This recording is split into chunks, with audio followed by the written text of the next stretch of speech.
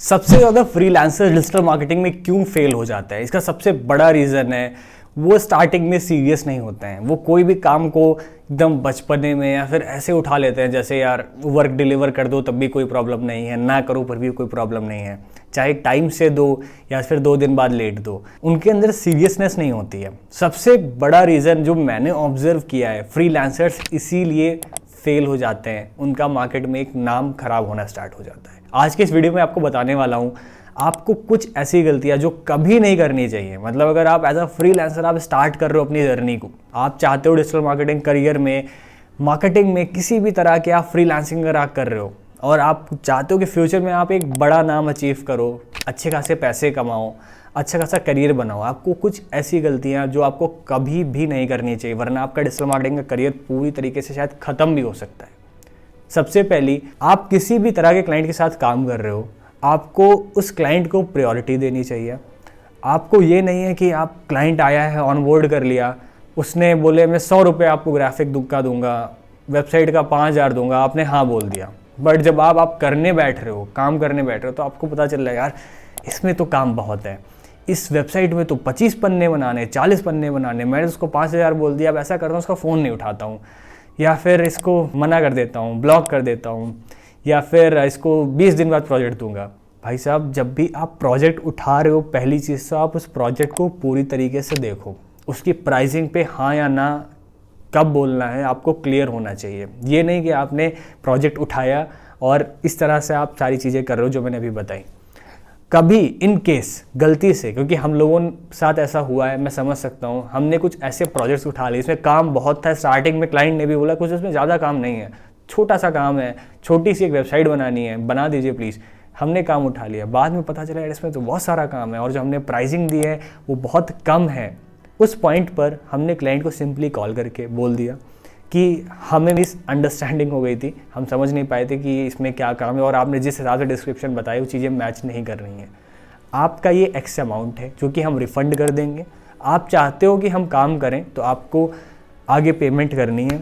अगर आप चाहते हो कि काम नहीं कर सकते हो, आप ये पेमेंट्स नहीं कर सकते हो, तो हम आपका जो पेमेंट है हम आपको पूरा कंप्लीट रिफ़ंड कर रहे हैं। एज अ फ्रीलांसर अगर आपके साथ ऐसा होता है, आप नहीं समझ पाते हो, क्योंकि ये बहुत सारी गलतियाँ जो होती हैं, मेरे साथ भी हो, क्योंकि एज अ फ्रीलांसर हमें समझ में नहीं आता है किस प्रोजेक्ट का हम कितना कोट करें। हम कुछ भी उसको प्राइस दे देते हैं, कुछ किसी पे भी कोट कर देते हैं। आपको सिंपली वही चीज़ करनी है जो भी मैंने करी है, बट कभी भी आपको ये नहीं करना है कि आप उनका फ़ोन ना उठाओ या इस तरह से। नहीं तो क्या होगा इन फ्यूचर, वो क्लाइंट कभी आपको रेफ़र नहीं करेगा।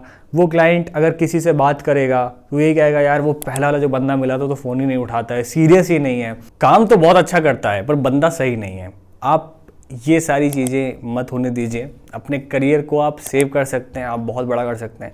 आप कुछ छोटे छोटे प्रोजेक्ट करके अपना पोर्टफोलियो बिल्ड कर सकते हैं और फ्यूचर में आप एज अ एजेंसी आप लोगों को टीम हायर कर सकते हैं। आप बहुत सारी चीज़ें कर सकते हो। अगर आप अपने पर्सनल लाइफ को और अपनी फ्रीलांसिंग करियर को आप दोनों को मैच नहीं कर पा रहे हैं, मैनेज नहीं कर पा रहे हैं, तो जो चीज़ मैंने बताई आप उसका ध्यान रखें। आप कुछ ऐसे प्रोजेक्ट्स पे ही काम करें जिसको आप प्रॉपरली आप डिलीवर कर सकते हैं। नंबर 2, आपको कोई भी ऐसे प्रोजेक्ट्स नहीं उठाने हैं जिसकी आपकी लाइक उसका कमांड नहीं है, आपकी स्किल नहीं है। स्टार्टिंग के फ्रीलांसिंग में जब हमें एक चीज़ आती है, फॉर एग्जांपल हमें फेसबुक एड्स आता है, बट क्लाइंट ने कहा कि मुझको तो गूगल एड्स रन कराना है, हम उसको बोलते हैं हाँ हाँ हो जाएगा, आप मैं बहुत बड़ा गूगल एड एक्सपर्ट हूँ। ये गलती नहीं करनी है। अगर आप गूगल एड्स एक्सपर्ट नहीं हो तो इसके लिए भी एक सॉल्यूशन है। पहली बात तो जो कि मैं भी नहीं था स्टार्टिंग में और मैंने प्रोजेक्ट्स उठाए थे। अब आप पूछोगे मैंने क्यों किया इस चीज़ को, क्योंकि मेरे पास एक ऑलरेडी बंदा था गूगल एड्स एक्सपर्ट, मैं उसके साथ कोलैब करके काम कर रहा था। मैं उसको प्रोजेक्ट वाइज हम लोग काम करते थे। ऑलरेडी वो गूगल एड्स मैनेज करते थे, मैं फेसबुक एड्स और लैंडिंग पेजेस मैनेज करता था स्टार्टिंग में। मैं बहुत 4-5 साल पहले की बात बता रहा हूँ आपको। आपके पास अगर कोई ऐसा बंदा है जो इस तरह से काम कर रहा है और वो बंदे पे भी आपको ट्रस्ट होना चाहिए कि वर्क डिलीवर करेगा, क्योंकि अगर वो नहीं डिलीवर होता है, इन केस वो बंदा नहीं रिस्पॉन्सिबल है, नहीं सही से प्रोजेक्ट एग्जीक्यूट कर रहा है, तो आपका नाम खराब होगा। आपको क्लियर होना चाहिए। आपको अगर एक क्लाइंट से आप कमिट कर रहे हो कि हाँ काम हो जाएगा और आप ही करोगे, तो आप 100% आपको काम कंप्लीट करके देना है। और अगर आपके पास ऐसे कोई लोग नहीं हैं, आप नहीं दे सकते हो, तो प्लीज़ आप उन प्रोजेक्ट्स को ना बोलिए, क्योंकि शॉर्टर टर्म में आपको लगेगा आपका लॉस हुआ है, आपका कोई क्लाइंट गया है, बट लॉन्गर टर्म में मैं बता रहा हूँ वो आपका एक फ़ायदा होगा, क्योंकि स्टार्टिंग में हमने कुछ ऐसे क्लाइंट्स उठाए जिससे हमें प्रॉब्लम हुई। क्योंकि ये माइंडसेट ऐसा नहीं है कि मैं किसी और को पॉइंट कर रहा हूँ, ये माइंडसेट सबका है, मेरा भी था। मैंने भी कुछ ऐसे काम उठा लिए जो मैं नहीं डिलीवर कर सकता था। फॉर एग्जाम्पल, मैंने स्टार्टिंग में ग्राफिक डिज़ाइनिंग का काम उठा लिया। मैं खुद ग्राफिक डिज़ाइनर नहीं था, ना ही मेरे पास कोई बहुत अच्छा ग्राफिक डिज़ाइनर था उस टाइम, बट हमने उठा लिया, किसी और बंदे से ऐसा कराया, उसने अच्छा डिलीवर नहीं किया। फिर क्या हुआ, क्लाइंट ने लाइक बोला कि ग्राफिक्स अच्छे नहीं हैं, फिर वो पैसे भी नहीं मिले, कुछ मिले भी, तो बहुत फिर टेंशन क्रिएट हुई और उससे एक नाम भी ख़राब हो गया कि ये लोग काम उठा लें तो अच्छा करके नहीं देते हैं। कुछ ऐसे प्रोजेक्ट्स आप मत उठाइए, क्योंकि लॉन्गर टर्म में आपका नाम नहीं खराब होगा और आप बहुत अच्छा काम कर सकते हो। लास्ट में मैं आपको बताना चाहूँगा कि एज अ फ्रीलांसर आपको क्या करना है, मल्टीपल चीज़ें सीखती रहनी है। मतलब ऐसा नहीं कि अगर आपके पास प्रोजेक्ट आ रहे हैं, क्योंकि मैंने जो ऑब्जर्व किया है, कुछ फ्रीलांसर जो फेसबुक एड्स चलाते हैं, जो फनल्स क्रिएट करते हैं, फनल डिज़ाइन, वो लोग क्या करते हैं कि बस एक टाइप का क्लाइंटल आ रहा है, वो उसी के साथ काम करते रहते हैं, वो उसी एक बार वो जो स्किल उन्होंने सीखी उसी पे काम करते रहेंगे, उसी से पैसे कमाते रहते हैं। एक टाइम बाद आइदर वो मार्केट बहुत सैचुरेटेड हो जाती है, बहुत सारे लोग आ जाते हैं, उसकी डिमांड कम होती जाती है शायद और सप्लाई बढ़ती जाती है। उस पॉइंट पर आपकी वो स्किल शायद उतना पैसे ना दे जितना आपको पहले मिल रहे थे। आपको लगेगा कि यार अब तो कंपटीशन बढ़ गया है, पर नहीं, हो सकता है आपने टाइम के साथ अपग्रेड नहीं किया है। तो एज अ फ्रीलांसर आपको सारी चीज़ें सीखती रहनी है।